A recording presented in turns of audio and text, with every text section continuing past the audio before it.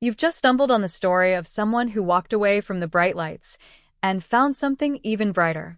This is Jane Sibbett's story, the actor you remember from Friends who traded TV fame for something quieter, deeper, and more powerful. In this video, we'll follow her journey from sitcom guest star to storyteller, healer, and changemaker, and we'll see how she shows it all, not by chasing spotlight moments, but by sharing her truth. Stay with me. This one might change how you think about success. Jane Sibbett first made a mark on television in the 1990s. You probably remember her as Carol, Ross's ex, a warm, steady presence who made an impression in just a few scenes. But her screen work went beyond that. She appeared in Herman's Head, The Nanny, 21 Jump Street, and a host of other shows. She had the steady acting life many dream about. Guest spots, character work, steady craft, and yet, at some point, Jane felt a tug in a different direction. She realized acting was only one piece of who she was. Fame felt hollow when weighed against a growing desire to help people, to listen and to heal. So instead of chasing the next role, she started asking a different question. What would happen if I used everything I learned, the craft, the empathy, the public voice, to serve others? She stepped away from the Hollywood treadmill. That decision raised eyebrows. Why leave the spotlight when you can stay on screen? For Jane, the answer was simple. She wanted meaning over attention. She began studying healing methods, storytelling techniques, and ways to help people process grief, trauma, and transition.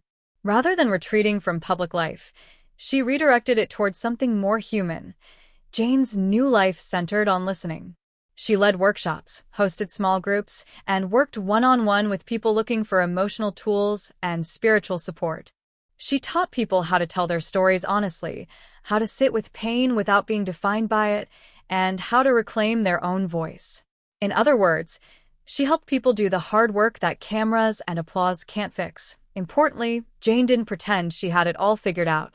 She shared her own struggles, the doubts, the fear of starting over, the lonely nights when the decision felt huge.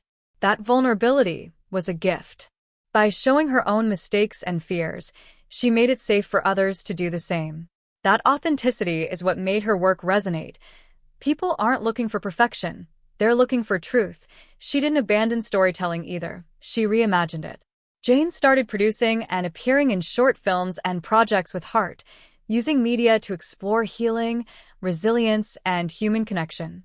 She formed a production company to give a platform to stories that matter, especially those that show growth after pain. For her, art became medicine. What can we learn from Jane Sibbett's path? First, success is not one size fits all.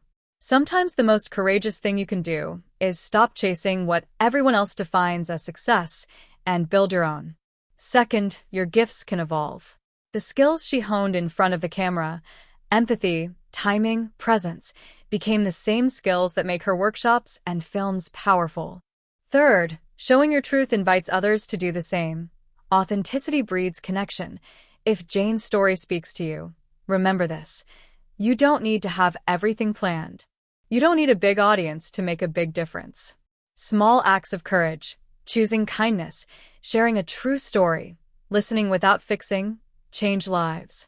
Jane traded ratings for relationships, scripts for spirit work, and in doing so, she found a purpose that keeps on giving. Thanks for watching. If Jane's journey moved you, hit like, share this video with someone who might need that little nudge to follow their heart, and subscribe for more stories that prove the most powerful transformations often happen off camera. Tell us in the comments, what would you do if you weren't worried about what others expected? We read every single one. See you next time.